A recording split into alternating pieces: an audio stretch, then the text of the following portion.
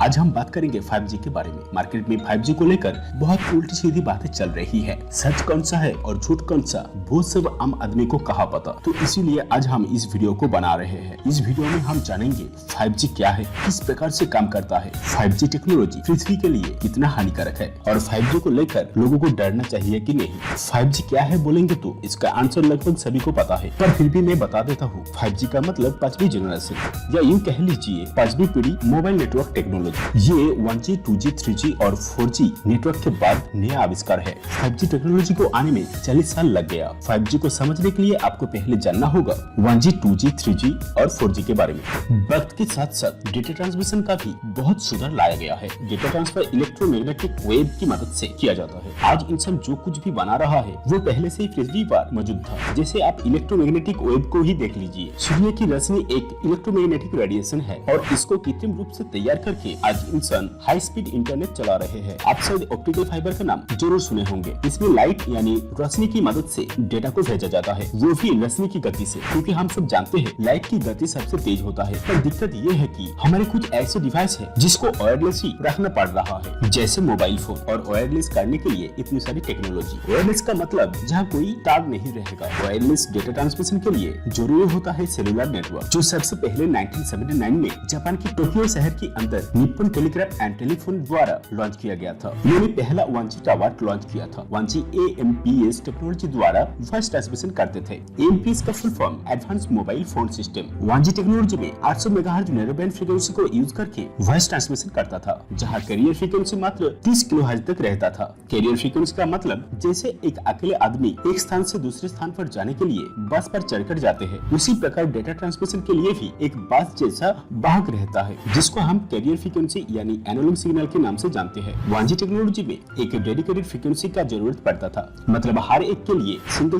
Frequency range रहता था। एक GSM में यानी global system for mobile communication में जितनी ज्यादा फ्रीक्वेंसी बैंड रहेगा, GSM में कॉल हैंडलिंग कैपेसिटी उतनी अच्छी होगी। और फिक्स फ्रीक्वेंसी बैंड रहने के कारण टावर में ज्यादा यूजर हैंडलिंग कैपेसिटी नहीं था, लेकिन GSM का फ्रीक्वेंसी बढ़ाकर यूजर कैपेसिटी बढ़ाया जा सकता था, पर वो फ्रीक्वेंसी फ्री नहीं था। ज्यादा फ्रीक्वेंसी यूज करने के लिए गवर्नमेंट से खरीदना पड़ता था, क्योंकि मिलिट्री, एयर ट्रैफिक कंट्रोलर मतलब एरोप्लेन कंट्रोलर, रेडियो, टीवी हर एक को एक डेडिकेटेड फ्रीक्वेंसी देना पड़ता था। और इसीलिए फ्रीक्वेंसी खरीदने की बजट कम नहीं था। इसलिए जब कभी भी न्यू जनरेशन आता है तब गवर्नमेंट का परमिशन यानी लाइसेंस लेना पड़ता है। तो कंपनी का टारगेट रहता है उसी फ्रीक्वेंसी के अंदर ज्यादा से ज्यादा डेटा ट्रांसफर किया जा सके, और इसीलिए एक बड़ा टावर इंस्टॉल करने की जगह छोटे छोटे टावर को इंस्टॉल करना शुरू किया। अब यूजर हैंडलिंग कैपेसिटी तो बढ़ गया, पर डेटा ट्रांसमिशन रेट इंक्रीज नहीं हो रहा था। 1G में मैक्सिमम डेटा ट्रांसमिशन रेट था 2.4 kbps, और इसका मतलब आज की दुनिया में कौन नहीं समझता है। 1991 में 1G से 2G जाना सेलफोन की दुनिया में एक बहुत बड़ा बदलाव था। 2G में डिजिटल सिग्नल यूज करना चालू हो गया था, जहाँ 1G एनालॉग सिग्नल का था, और तभी से ज्यादा जगह पर मोबाइल यूज होना चालू हो गया था। 2G में SMS यानी शॉर्ट मैसेज सर्विस और MMS यानी मल्टीमीडिया मैसेज सर्विस चालू हुआ था। तब का स्पीड मात्र 9.6 kbps था, पर जब GPRS टेक्निक यानी जनरल पैकेट रेडियो सर्विस लाया गया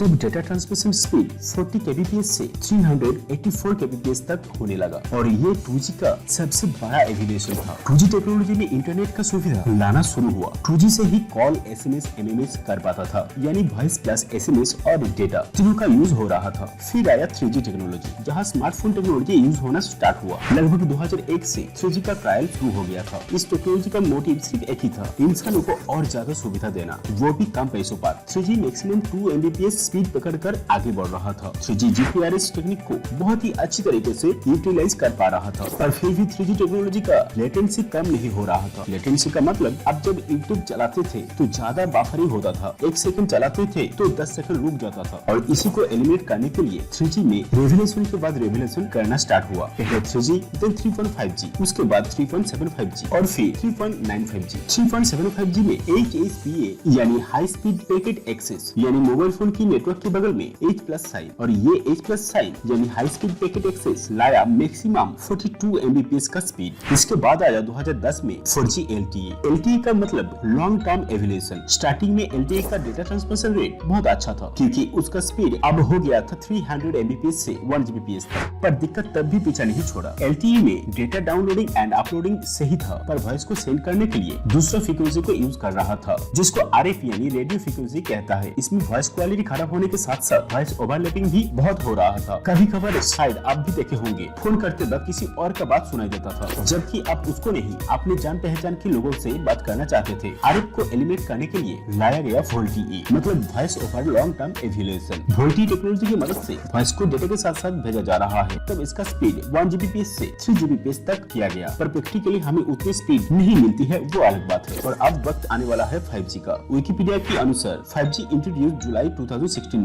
पर साउथ कोरिया अप्रैल 2019 में लॉन्च कर दिया 5G को। 5G टेक्नोलॉजी 4G का वाइड बैंडविड्थ 600 से 850 मेगाहर्ट्ज को यूज करेंगे और छोटे-छोटे ज्यादा टावर या GSM इंस्टॉल करके 3 Gbps से 10 Gbps तक स्पीड कवर करने की दावा करते हैं। हालांकि हकीकत सभी को पता है, जितना बोला जाता है उतना कहाँ मिलती है। पर 300 Mbps से 900 Mbps तक डेफिनेटली रहेगा, और ये आपको भी पता है 300 Mbps से 900 Mbps स्पीड कम नहीं है। पर ये कैसे संभव है? ये संभव है हाई फ्रीक्वेंसी मल्टीमीटर वेव की मदद से। पर दिक्कत ये है कि ये वेव किसी भी ऑब्जेक्ट से ब्लॉक हो सकती है एंड लॉन्ग डिस्टेंस ट्रैवल भी नहीं कर पाएगा। मेट्रो, बस, ट्रेन आदि में ट्रैवलिंग के दौरान ये हाई फ्रीक्वेंसी डिस्टर्ब हो सकता है। यहाँ तक कि बारिश में भी हाई फ्रीक्वेंसी डिस्टर्ब हो सकता है, और इसको ओवरकम करने के लिए छोटे छोटे ज्यादा टावर इंस्टॉल करना होगा, जो भी 100 मीटर के अंदर अंदर। ये बहुत ही कॉस्टली और लॉन्ग प्रोसेस में होने वाला है, इसलिए 5G वर्ल्ड वाइड लॉन्च होने में लगभग 2025 तक लग जाएगा। 5G जितनी जल्दी लॉन्च होगा, इंटरनेट ऑफ थिंग्स उतनी तेजी से डेवलप होने लगेगी। आप रिमोटली किसी भी डिवाइस को हैंडल कर पाएंगे। इंटरनेट ऑफ थिंग्स का मतलब TV, fridge, inverter, light, washing machine,